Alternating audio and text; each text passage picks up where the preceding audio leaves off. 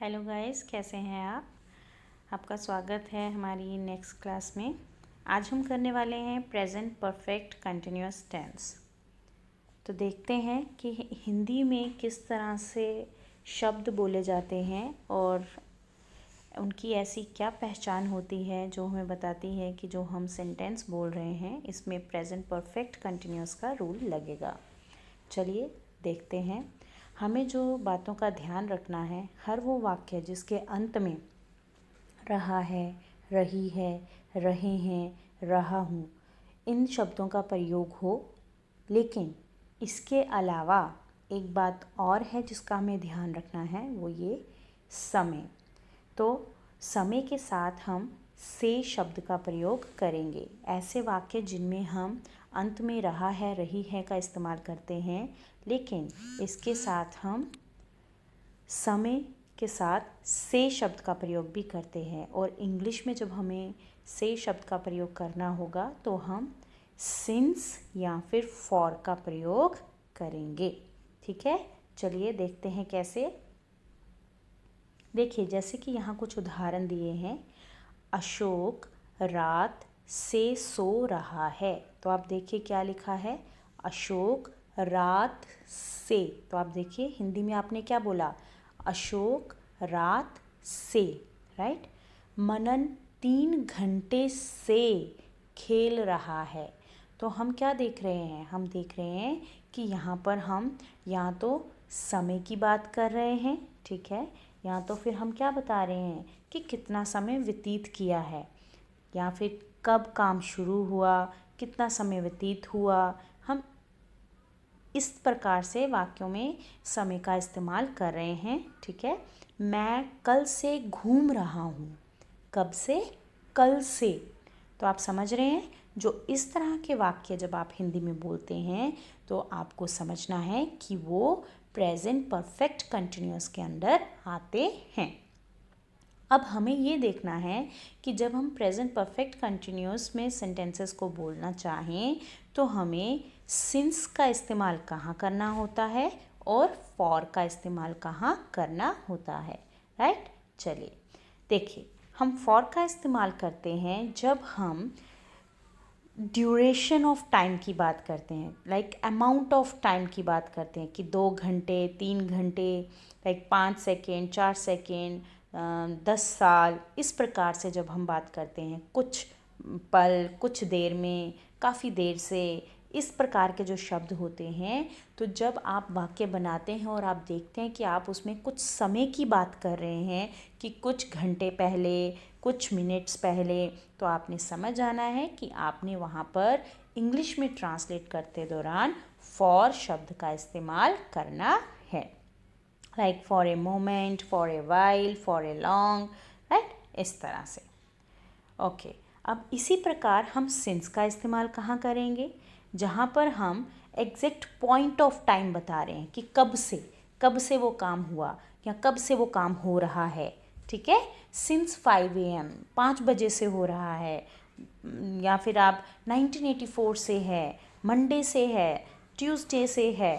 तो इस प्रकार हम ऐसे शब्द जहाँ पर point of time, exact time की बात की जा रही हो, वहाँ पर हम सिंस शब्द का प्रयोग करेंगे when you are translating your Hindi sentence into English.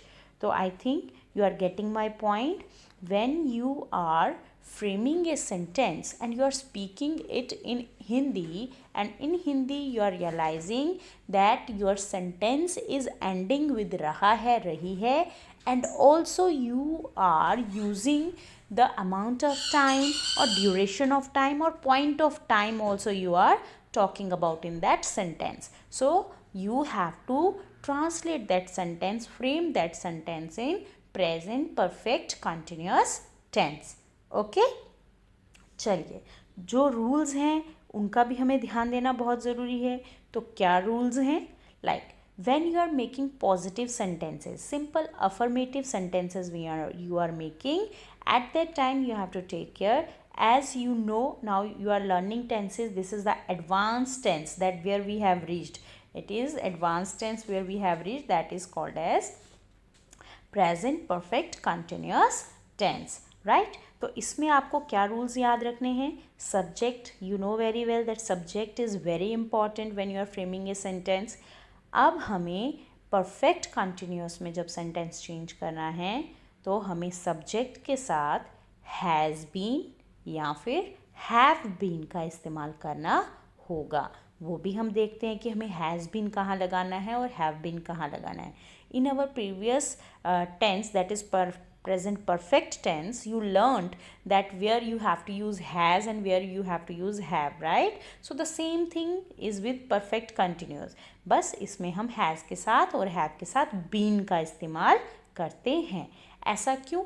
क्योंकि प्रेजेंट परफेक्ट कंटिन्यूअस टेंस वो टेंस है जिसमें पास्ट में जो काम हो रहा था वो अभी भी हो रहा है, उसका लिंक अभी प्रेजेंट से भी है, वो अभी भी चल रहा है। उसमें समय की बात की जा रही है, उसमें वक्त की बात की जा रही है, इसलिए हम हैज़ और हैव के साथ बीन का इस्तेमाल करते हैं। सो सब्जेक्ट के साथ आप हैज़ बीन आएगा कि हैव बीन आएगा ये देखेंगे। इसके साथ वर्ब की फर्स्ट फॉर्म ऑफ वर्ब जो है, जैसे रन है, कुक है, ईट है, इनके साथ आप आईएनजी लगा देंगे।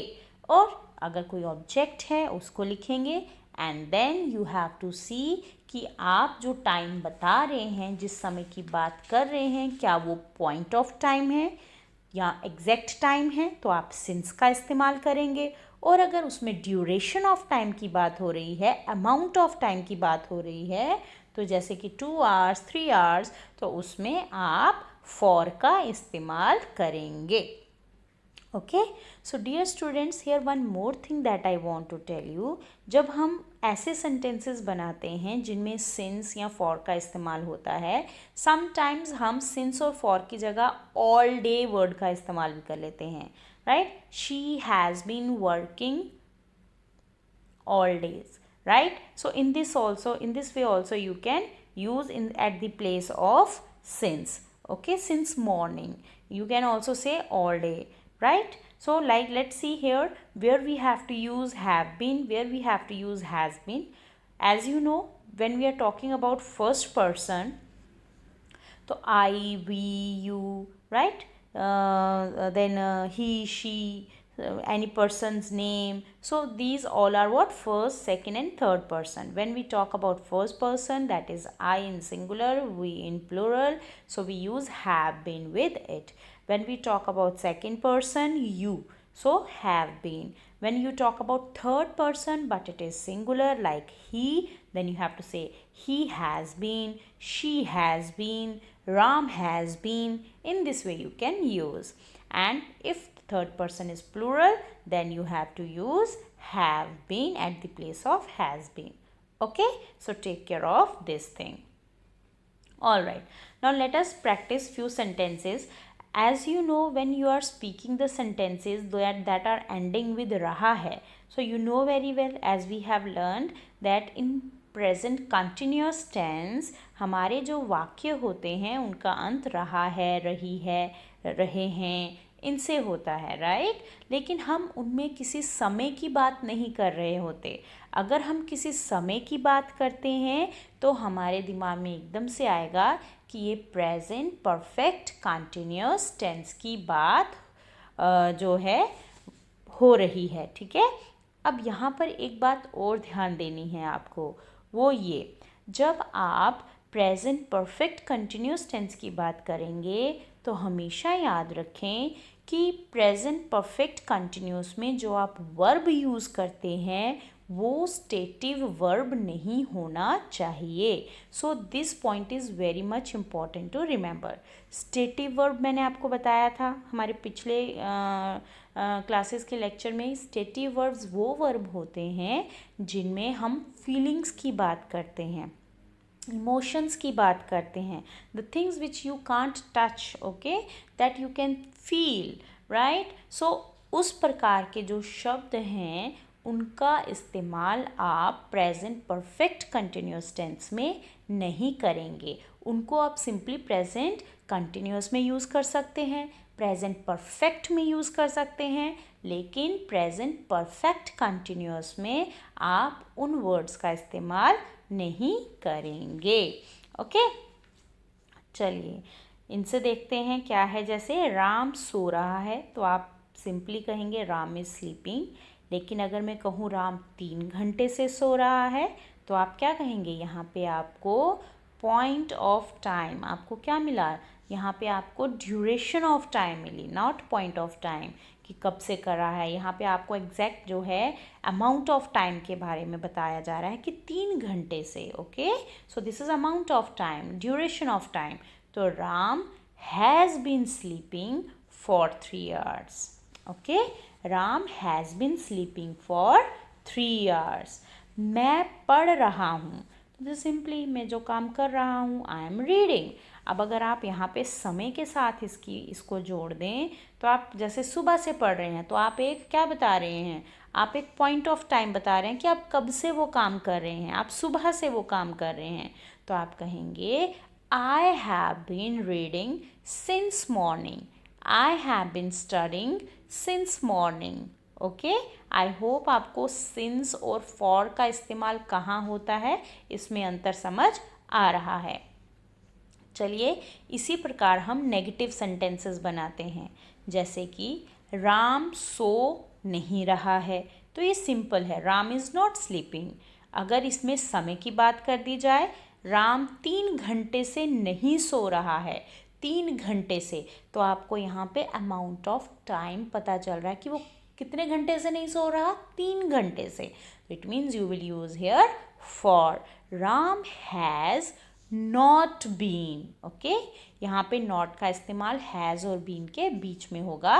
Ram has not been sleeping for 3 hours।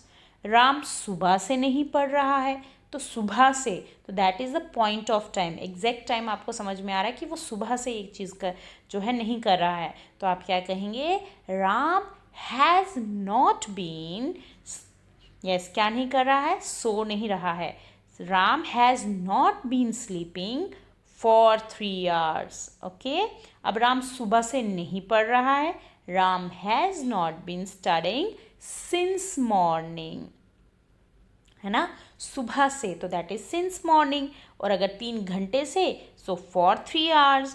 मैं सुबह से नहीं पढ़ रही हूँ, I have not been studying since morning. तो जब आपको exact starting point of time पता चले तो आप वहाँ पे सिंस का इस्तेमाल करेंगे कि कब से, सुबह से, शाम से, कल से, सालों से, then you will use since. और अगर आपको पता चले 2 घंटे से, 3 घंटे से, 4 घंटे से, 5 सेकेंड से, तो then you will use amount of time, you know, so then we have to use for. Okay, चलिए अब देखते हैं कि इंटेरोगेटिव सेंटेंसेस में हमें किस प्रकार इनको बनाना है। अब आपको इतना तो समझ में आ गया है हमारी लास्ट क्लासेस अटेंड करके भी कि हमें WH वर्ड्स का इस्तेमाल कैसे करना होता है और कहाँ करना होता है, राइट, और कहाँ पर नहीं करना होता है। तो यहाँ पे बात आ रही है इंटेरोगेटिव सेंटेंसेस की।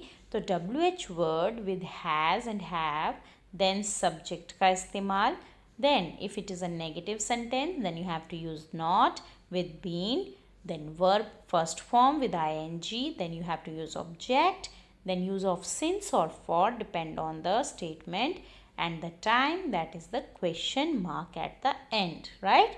चलिए देखते हैं। जैसे शाम 2 घंटे से कहाँ घूम रहा है। अब ये प्रश्न हो गया कि शाम 2 घंटे से कहाँ घूम रहा है, where। अब आप कैसे देखेंगे कि यहाँ है कि शाम 2 घंटे से, तो टाइम की बात हो रही है, यानी कि अमाउंट ऑफ टाइम पता चल रहा है। तो यहाँ से आपको पता चला कि ये फॉर की बात ही है, ठीक है। समय की जो बात आ रही है उसमें फॉर का इस्तेमाल ही होगा, क्योंकि 2 घंटे से हम कह रहे हैं कि कहाँ घूम रहा है। अब रहा है अंत में आ रहा है, टाइम भी दिया गया है, राइट। तो इट मीन्स ये जो है आपका प्रेजेंट परफेक्ट कंटिन्यूअस टेंस है, लेकिन यहाँ पे प्रश्न पूछा जा रहा है, इसलिए ये इंटेरोगेटिव सेंटेंस हो गया। So how you will translate this Hindi sentence into English. Where has Sham been walking भी बोल सकते हैं आप, रोमिंग भी बोल सकते हैं आप, वॉन्डरिंग भी बोल सकते हैं। घूमना मतलब वॉक करना या रोम करना या वॉन्डरिंग करना, राइट। तो अगर हम शाम की बात करें, शाम लिखिए या राम लिखिए, जो भी एक वाक्य बना रहे हैं आप, तो where has Sham been walking for 2 hours। आप इस तरह से भी कह सकते हैं, where has Sham been roaming, right, for 2 hours। Okay, इस तरह से। वो कब से पढ़ रही है, since when she been studying. तो हैज़ पहले आ गया इस तरह से, she been studying, since when has she been studying. Okay, वो कब से पढ़ रही है। तो यहाँ पे आपको ड्यूरेशन ऑफ टाइम नहीं पता है, यहाँ पे आपको पॉइंट ऑफ टाइम जो है उसके बारे में जानना है। तो यहाँ पे क्या होगा, सिंस आएगा कि वो कब से पढ़ रही है, स्टार्टिंग पॉइंट कब से, since. Okay, since when has, because this is a question, since when has she been studying. So dear students, take care of this thing when you are framing sentences, okay. And in Hindi, when you watch that ending with raha hai, rahi hai, and in the middle you are also talking about time, but not about feelings or emotions. If you are using statey words, then perfect continuous use will not take place there. That simply you have to use present perfect tense at that time. आप वहाँ पर perfect continuous का इस्तेमाल नहीं करेंगे।